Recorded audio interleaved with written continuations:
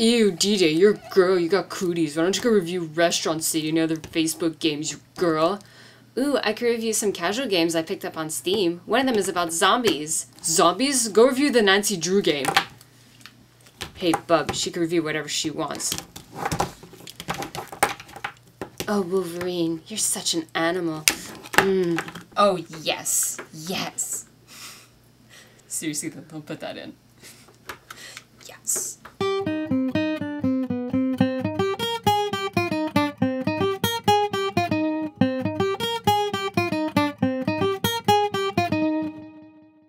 So today we're going to look at 3 indie games for the PC. One's about zombies, one's about base jumping, and the other is... I'm going to have to go with microorganisms. In Osmos, by Hemisphere Games, you play as a basic life form, a moat, whatever the hell that is. And your goal is to absorb other life forms and become the biggest.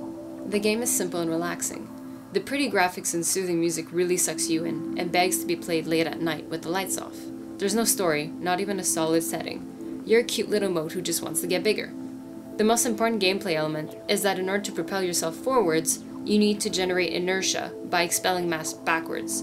As you move, you shrink, and may even end up inadvertently feeding rival moats.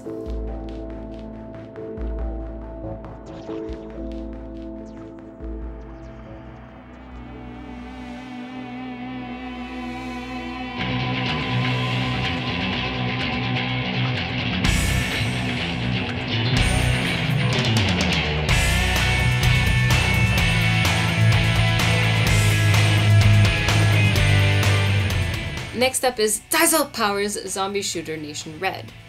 I've never seen a budget title present itself so well. The music and graphics are stellar, and the game does not mess around. You choose between Chris Redfield and Jill Valentine, and as soon as you hit start, you're gunning down truckloads of zombies. Truckloads. The body count rivals Left 4 Dead, which may seem appealing for the first minute or so, until you hit an invisible wall, and realize you're in a tiny square room. The game isn't about progression or survival, it's about racking up points. Every mission in the game puts you in the same tiny piece of desert as zombies come at you from every side. You need to rack up a certain amount of points in order to move to the next level. The game is a vicious cycle of shoot, reload, die. Nothing changes except for one level where the zombies are, and I wish I was making this up, armed with AK-47s. And that's just not cool. There is a slightly customizable practice mode and a multiplayer feature. But the hot seat co-op mode won't let you use a second mouse, joystick, or your own controller. The second person can only use the wired 360 controller. I didn't even know those existed. I don't even own a wired GameCube controller. Oh, why don't I just hop on my unicorn and go buy a wired controller? In the year of our Lord, 1982, polystructures fell from space. Massive but light, they touched the atmosphere and stuck. Science made new materials. Builders made new cities.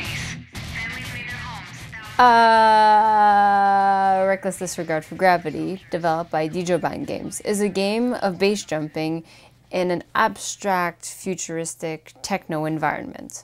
You freefall in a first-person perspective, and the ability to freely look around while you're falling makes it a fun, fast-paced ride. The game is about completing jumps and scoring points without reducing your bones to a fine, snortable powder. Falling is easy. Navigating your way to a high score is the core of the game's challenge. The shaky camera really pulls you into the experience, and the audio is nothing short of an assault on the senses. 20 kisses. 75 hearts. 30 kisses. You'll encounter tons of different obstacles as the game progresses, and it's clear that a lot of thought went into each level.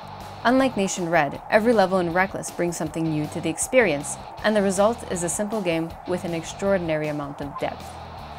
See, just because a game is simple doesn't mean it needs to be repetitive.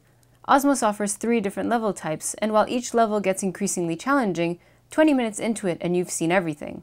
With Nation Red, you've seen everything there is to see in the first 5 seconds, and the game is little more than asteroids with a facelift.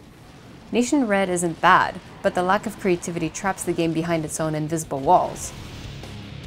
Even so, these are $5 and $10 games, and each one has something in it to like. But they fail to achieve in what makes Reckless such a stellar experience. Indie games can be just as fun and lasting as AAA titles. Good casual games like Osmos are games that you can play 10 minutes at a time, whereas Reckless is one of those games you want to skip class and call in sick for work. The jumps you make are not about culture. They're about a reckless disregard for regulation. The jumps you make are not about science. They're about a reckless disregard for